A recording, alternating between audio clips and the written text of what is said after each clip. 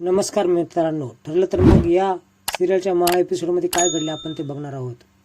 पण तन्वीला बोलते, मला तुझ्यासारखी गुणी सून हवी होती, पण नशिबात वेगळंच होतं. त्यावेळेस कुचकच काहीतरी तन्वी बोलते, हे सगळं सायली ऐकते. मग त्यावेळेस सायलीकडे जाते आणि म्हणते, परत परत तन्वीने इथे येणं योग्य वाटत नाही. परंतु ती येत राहील तोपर्यंत तुमच्या लग्नाचा विषय ती उगाळत राहील. ती त्यावेळेस बोलते, जशी ही माझी माणसं आहेत तशी तुमची देखील आहेतच ना. एवढा समजूतदारपणा कुठून आणतेस हे प्रतिमा तिला विचारते. सांगितल्याप्रमाणेच मी वाट बघत आहे असं सायली बोलते. समजूतदारपणा पाहून तिला असं वाटतं की तू माझीच मुलगी आहेस. त्यानंतर प्रतिमाच्या पाया पडते आणि सर्व तुझी स्वप्न पूर्ण होऊ देत. तुझी त्यावेळेस बोलतात की पूजा झाली आहे, सर्वांना प्रसाद वाटा. त्याच वेळेस कल्पना बोलते की तन्वी तूच प्रसाद सगळ्यांना वाट. ती बोलते, मी घराची सून थोडीच आहे, मी कसं काय वाटू. त्याच वेळेस या घराचे सदस्य आहेस तू म्हणून वाट असं बोलते. त्याच वेळेस अश्विन तिथे येतं, मम्मा तिला काम सांगू नको, त्याचा हात दुखतोय असं बोलतो. तन्वीला पश्चाताप होतो की मगच हात दुखायचं नाटक केलं. घरचा प्रसाद वाटायचा ना, हात दुखायचा काय विचार करायचा असं तन्वी बोलते. त्यानंतर अर्जुनला तन्वीचे सगळे नाटके बंद दिसू लागतं. बळजबरीत स्वतःला गप्प करतो. त्याच्या हातातला बाऊल खाली पडायला लागतो. त्याच्यावर सायली सांभाळते. गुरुजी बोलतात, सगळं अपशकुन झाला असता, बरं झालं तुमच्या सुनेंनी प्रसाद सांभाळला. देवाचा संकेत आहे वाटतं, तुमच्या सुनेंनीच प्रसाद वाटावा. अर्जुन करेक्ट असं बोलतो. गुरुजीच्या सांगण्याप्रमाणे सायली सर्वांना प्रसाद वाटते. त्याच्या वेळेस सायलीवर ओरडते आणि पूजेच्या साहित्याला हात लावू नको असं बोलते. त्याच्या वेळेस अर्जुन बोलतो की कवर किती वेळापर्यंत हे असं चालणार आहे. प्रतिमा हे सगळं घराची प्रसंग बघते आणि तन्वी चल असं बोलते. इच्छा नसताना देखील ती तिच्याबरोबर जाते. पण त्याच वेळेस बोलते अर्जुनला की तू सगळ्या पाहुण्या देखत मला का बोललास. त्याच्या वेळेस तन्वी तर आपल्या घरातलीच आहे ना, मग तिच्या देखत बोललं तर काय होतं असं तो बोलतो. अश्विन बोलतो, एवढं रूडली तू बोलू शकत नाही आईशी. देखील बोलतो, कळतंय मला. सायलींशी लग्न झाल्यानंतर मी उद्धट झालो नाही, उलट मी सगळ्यांशी कसं वागायचं हे शिकलोय. त्याला वरच्या रूममध्ये चला असं बोलते. त्याच्या वेळेस मी का सहन करायचं असं अर्जुन बोलतो.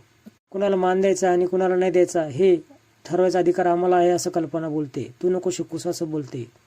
सायली देखील अर्जुनवर खूप चिडते. माझ्यावर प्रेम दाखवण्यासाठी तुम्ही त्यांच्यावर खात चिडतायत, आज सण आहे हे विसरू नका असं बोलते. त्या पूजेला हात मी नको लावायला हवं ना, तर नाही लावत असं म्हणून ती निघून जाते. देखील वर जातो. आज पहिल्यांदा आपण देवपूजा केली, त्यानंतर तुम्ही जे करताय ते चुकीचं करतात असं ती बोलते.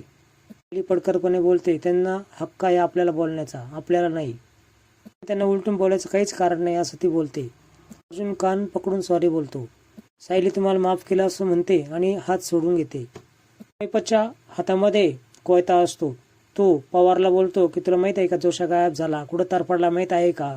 सोमवारी मधुकर पाटलाला कोर्टामध्ये हजर राहण्याची नोटीस पाठवणार आहे. ती बोलते, आता काय गोंधळ होता कामा नाही. सोमवारनंतरची कोणतीच सकाळ मधुकर पाटील त्याच्या घरात पाहणार नाही. तो डायरेक्ट जेलमध्ये जाणार असं पवार बोलतो. त्याने अर्जुन इकडे बोलत असतात. सोमवारी हजर करायला जावं लागेल अथर्व विचारेला, आपण नोटीस पाठवूयात का. त्यावेळेस अर्जुन बोलतो, नाही, नोटीस आपण पाठवली त्यांना कळून जाईल की केस आपण लढतोय म्हणून. इकडं मैपत वकिलाला बोलत असतो की त्या जोशाने चांगलाच फसवला आहे मधुभाऊंना. विहिरीत उडी मार म्हटलं तर विहिरीत उडी मारेल. म्हाताऱ्याला माहीत देखील नाही त्याच्यासमोर कोणतं संकट येणार आहे. संकटापासून वाचण्याचा तो प्रयत्न देखील करू शकणार नाही. अर्जुन देखील बोलत असतो, त्या मैपतला आणि साक्षीला कोणीच वाचू शकणार नाही, कारण त्यांच्यासमोर अर्जुन सुभेदार उभा आहे. आता इथून पुढे 1च तारीख, त्यानंतर हे थर्ड डायरेक्ट जेलमध्ये. अर्जुन देखील बोलतो, आता कोर्टाची फक्त 1च तारीख आणि साक्षी जेलमध्ये. इकडे कल्पना आणि प्रताप बोलत असतात. अर्जुन माझ्यापासून दुरावला आहे असं ती बोलते. माझ्यापासून दुरावत आहेत हे सर्व त्या सायलीमुळे होत आहे असं ती विचार करत असते. अर्जुन कधीच माझ्या जवळ आला नाही. सायली देखील सकाळी आंघोळ केल्यानंतर स्वतःशीच आरशासमोर येऊन बोलत असते आणि खूप रोमॅन्टिक सीन असतो. त्याच वेळेस त्या 3 शब्दांची वाट ती बघत असते आणि पाठीमागून अर्जुन उठलेला असतो आणि ते 3 शब्द तो बोलतो. त्यानंतर सायली खूप लाजते. तर अर्जुन तिला टिकली लावतो. लावल्यानंतर सायलीच्या डोळ्यामध्ये वेगळीच चमक असते. रोमॅन्टिक सीन आहे, स्टार प्रवाहवर नक्की बघा.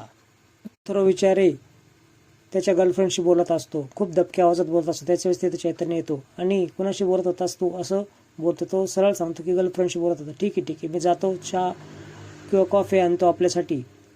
सुभेदारांच्या घरी कल्पना 3 रोपे बघते जे सायलीने आणले असतात. तिला खूप आनंद होतो. त्यास ती अश्विनला विचारते की रोपं तू आणलेस का. त्यावेळी सायली तिथे येते आणि त्या रोपांवर लावलेली नावे त्याला दाखवते.